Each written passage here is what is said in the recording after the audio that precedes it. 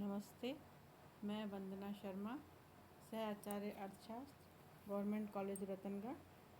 Last class में करदान क्षमता को प्रभावित करने वाले तत्वों को अपन ने देखा था। अब अपन देखेंगे करदान क्षमता का माप।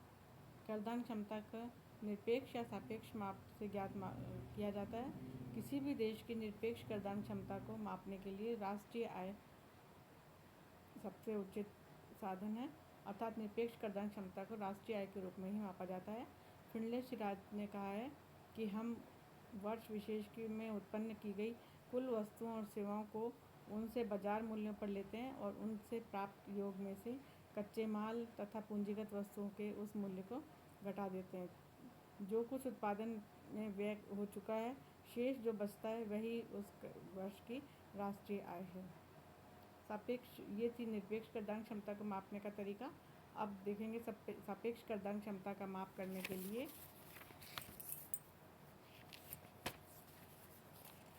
राष्ट्रीय आय के अलावा जनसंख्या के आकार, कर प्रणाली, धन का वितरण, करों के उद्देश्य, जनता की मनोवृत्ति, शासन व्यवस्था का स्वरूप, आर्थिक विकास का स्तर आदि करदान क्षमता को प्रभावित करने वाले तत्वों को ध्यान में रखकर सापेक्ष करदान क्षमता का नाप किया जाता है। ये था करदान क्षमता का माप।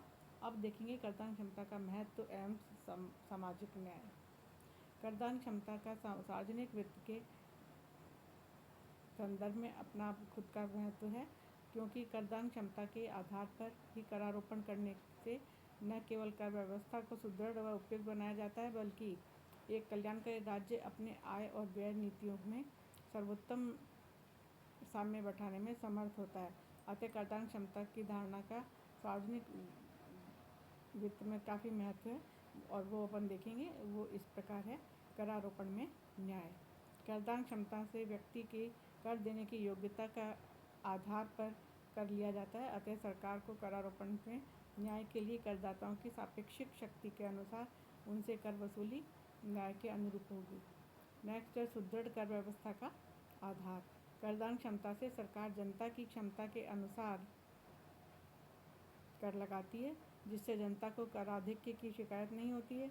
इससे करों की चोरी भी नहीं हो पाती है और सरकार की कर व्यवस्था को सुदृढ़ता मिलती है।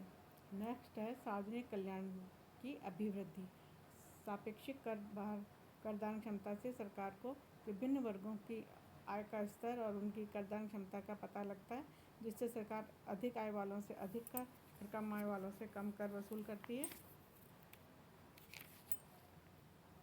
असंतोष कम होता है, असंतोष न्यूनतम हो जाता है। सार्वजनिक व्यय को गरीबों पर खर्च करने से उनके संतोष में वृद्धि होती है।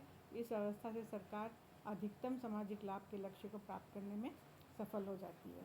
नेक्स्ट है संकट काल में पर्याप्त आय।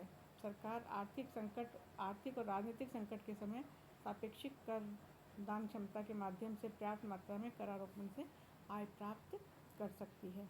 नेक्स्ट है आर्थिक विकास की तुलना। करदान क्षमता के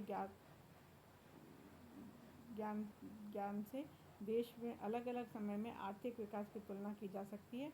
अन्य बातों के समान रहने पर करदान क्षमता में वृद्धि आर्थिक विकास का परिचायक मानी जाती है। वर्तमान समय में यदि देश की आर्थिक दृढ़ है, विकसित हो रही है, तो इसका मतलब ये है कि वर्तमान समय में करदान क्षमता में वृद्धि हुई है। Thank you.